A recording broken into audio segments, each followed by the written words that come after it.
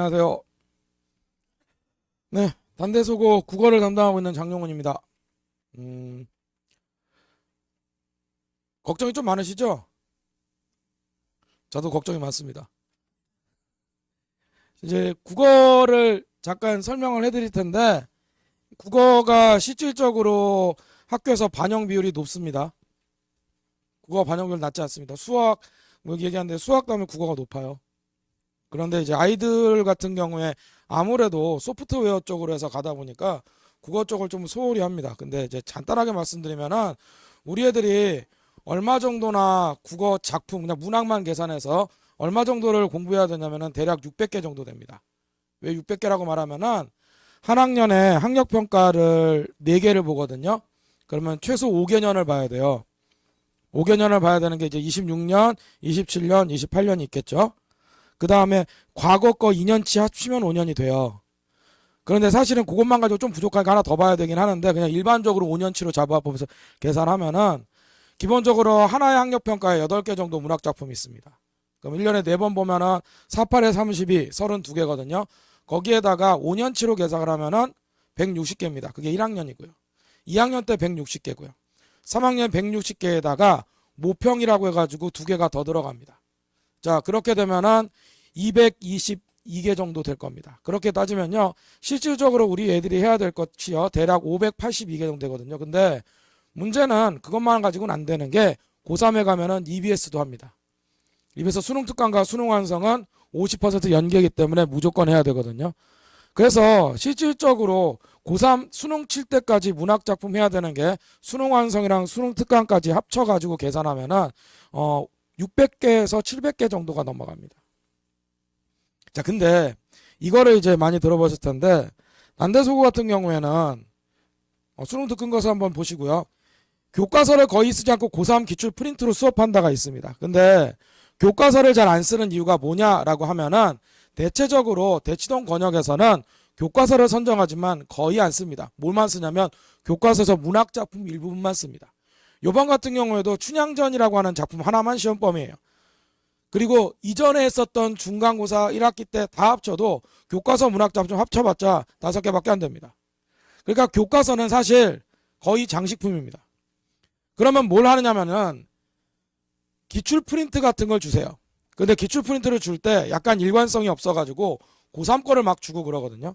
근데 이제 고3 거를 주면 이제 어떤 문제가 발생하냐면 1학년과 2학년 때 해야 될 부분을 넘어가서 고3 거를 하는 거라 아이들이 조금 힘들어합니다. 제일 힘들어하는 건 아무래도 가장 기본적인 어휘예요.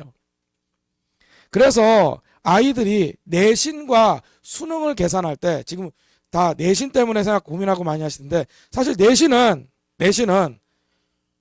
총원이 100명이잖아요. 1등급이라고 해봤자 10% 10명이거든요. 내신 따는 게 사실 그렇게 쉽진 않습니다. 그런데 우리 애들은 내신과 수능을 함께 가야 돼요. 내신으로 만족하면 안 돼요. 고3 거 한다고 그랬잖아요. 이게 왜 문제가 되냐면은 기초 지식이 없는 상태로 시작하는 거예요.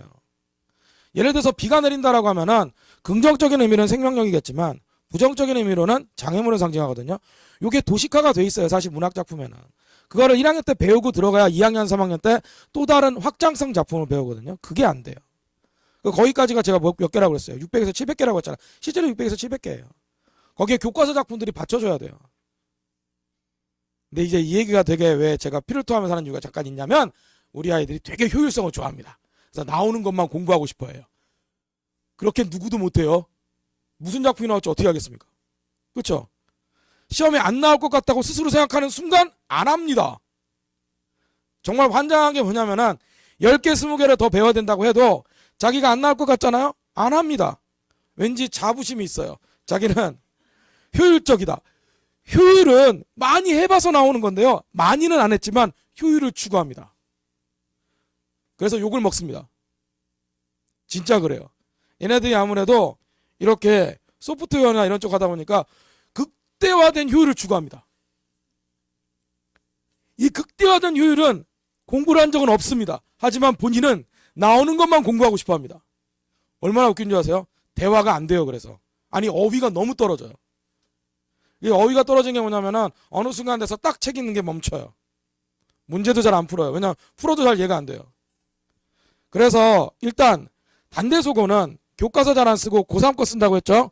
여기서 내신할 때 좀 힘듭니다. 근데 이게 전화위복일 수도 있어요. 어차피 우리 애들은 수능같이 같이 봐야 돼. 저는 그래서 내신 수업할 때 수능이랑 같이 얘기합니다. 얘는 내신만 가지고는 못해요. 내신만 가지고. 그렇다고 제가 못 가르친 건 아닙니다. 1등급에서 대다수가 저한테 나왔어요. 실질적으로. 점수도 한 40점씩 올랐어요. 점수가 40점 올랐다는 건 대단한 거죠. 얼마나 공부를 그동안 안 했겠어요. 제 입장에선 자랑인데요. A 입장에서도 자랑이긴 한데요. 곰곰이 생각해보면 1학기 때 놀았다는 얘기예요. 제가 이제 수업을 하면서부터 들어와가지고 공부했더니 40점 오른 거예요. 선생님 덕분에 40점 올랐어요. 그러면 와, 너 정말 잘했어 하면서 속으로 무슨 생각할까요? 야, 그동안 정말 안 했구나 생각이 들어요. 안 한 거예요. 그러니까 조금만 해도 튀면 올라가요. 집중력은 있다니까요. 단지 그놈의 효율성. 그것 때문에 그래요. 그 다음에 두 번째로는 부교재를 줍니다. 부교재가 고2 기출문제를 주거든요. 그러니까 고등학교 1학년 때 또 고2 기출문제를 줘요. 근데 이게 쫄 필요가 없어요. 왜냐면은 못할 만큼 어렵진 않아요. 물론 약간 어려울 수 있는데 그렇다고 해서 그 정도는 아니에요. 왜냐? 우리 애들이 1학년 수준의 내용의 지식이 없어요. 그냥 어차피 어려워요. 아, 진짜예요. 방학 때 좀 해야 돼요. 방학 때 한 최근 3개년까지는 잡아줘야 돼요. 이게 왜 이렇게 되는 일이 발생하느냐? 일단은 학교 자체 갈 때도 얘가 국어에 관심이 없기 때문에 간 거예요.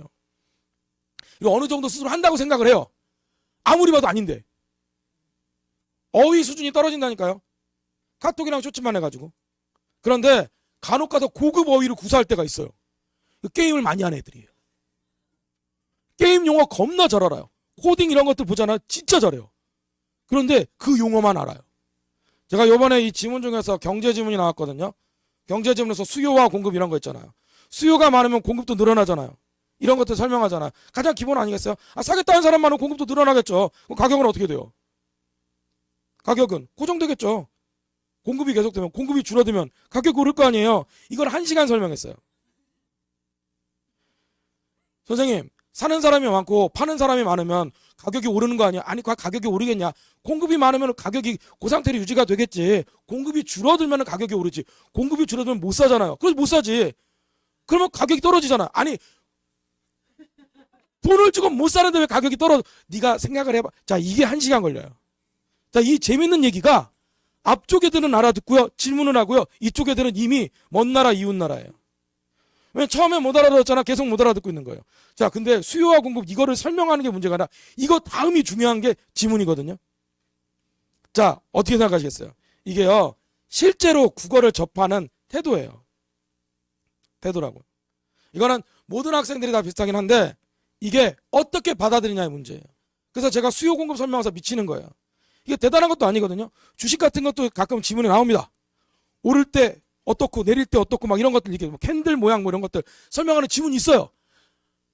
제가 그랬더니 내가 얘기했어요. 니들은 주식하지 마라. 니들은 이거를 이해 못하면 주식하지 마라. 그냥 너희들은 저축해라. 그 다음 저축 이자 지문이 나옵니다. 복리 이자부터 계산해서. 야, 니들은 저축도 하면 안 되겠다. 야, 이거 아무것도 모르겠냐?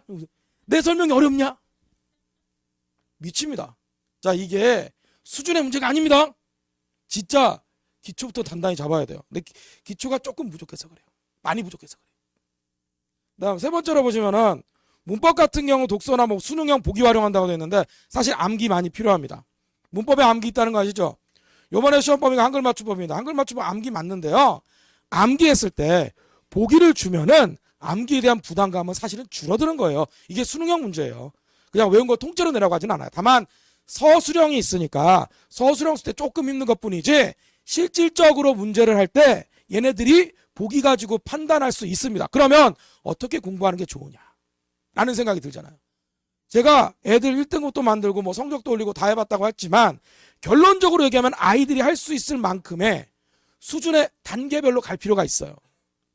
제가 그래서 6시부터 9시까지 수업하고 9시부터 10시까지 남아서 공부를 시켜요. 물론 이제 독서 시간 다 뭐 한다 그러면 어쩔 수 없지만 그거 이외에는 남겨서 봐요. 왜냐면은 질문을 다시 하거든요. 왜냐면 아까 배웠던 게 이해가 안 되면 그 시간에 다시 질문하는 거예요. 근데 그 질문이 아까 했던 거예요. 근데 괜찮아요. 질문을 하는 건 괜찮은 거예요. 안 하는 게 문제인 거예요. 뭘 질문할지 모를 때도 있어요.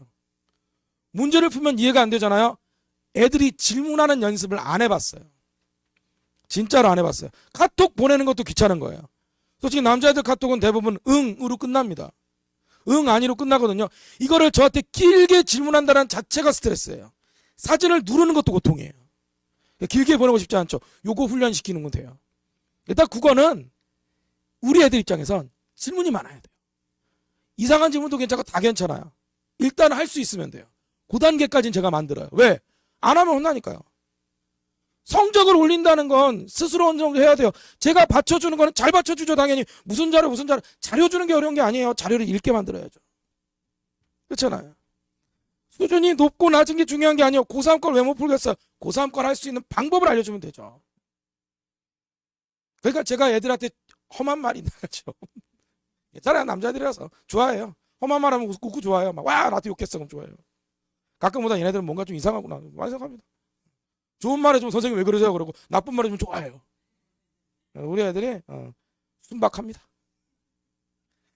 자, 그 다음 교과서 학교 프린트 부교재 있는데요. 자, 내신 별로 안 맞습니다. 내신 별로 안 많아요. 내신 걱정할 때가 아닙니다. 내신하면서 수능도 같이 잡아야 되는 거예요. 되게 많은 것처럼 포장하고 그럴 필요 없어요. 8개 중에서 몇 개나 하고 학교 선생님이 한 분이시거든요. 1학년은. 한 분이 나가세요. 반이 얼마 없으니까. 그래서 그분이 이 반 가선 이거 수업하고 저 반 가선 저거 수업하고 이렇게 해야 되니까 애들도 혼란이에요. 저는 이해가 안 되는 게 선생님이 한 명인데 애들마다 말하는 게 다 달라요. 나온다 그러고 안 나온다 그러고 애들 잘못도 있고 뭐 누구 잘못도 있고 뭐 다 그럴 텐데 아무 신경 안 쓰셔도 돼요. 요번에 시험 범위가 비문학 8작품, 문학 4작품, 춘향전 하나, 한글 맞춤법 하나거든요. 겁나 조금인 거예요. 이거 많다고 생각하시면 안 돼요. 애들 입장에서 많다고 생각하고 막 괴로워하고 그러는데요. 제가 볼 때마다 답답하다니까 얘네들 600개 해야 돼요. 600개 해야 된다니까요. 아니 그거 다 합쳐봤자 뭐 10서너 개밖에 안 되는 거 거기서 더 쫄면 안 됩니다. 그래서 자 저는 수업을 이때 하고요. 일단은 광고 합니다. 내년 중간고사 볼 때 성적은 반드시 올려요. 왜 올리냐면 그냥 혼내서 올려요. 읽게 해야 될 거 아니에요. 제가 자료를 주고 안 주고 자료 가져갔다 그대로 반납한다니까요. 가끔가다 불멍할 때 쓴다니까요. 이것들이. 그거 안 되고 여기서 이제 알아두시죠. 뭐냐면 방학 때 수업을 들을 때 그래도 본인이 좀 뭔가 해보고 싶다라고 하면은 지금 좀 기초가 부족하고 그런 것 같다라고 하면은 책을 하나 사서 여러 번 풀어보십시오. 그래서 EBS에 올림포스가 있어요.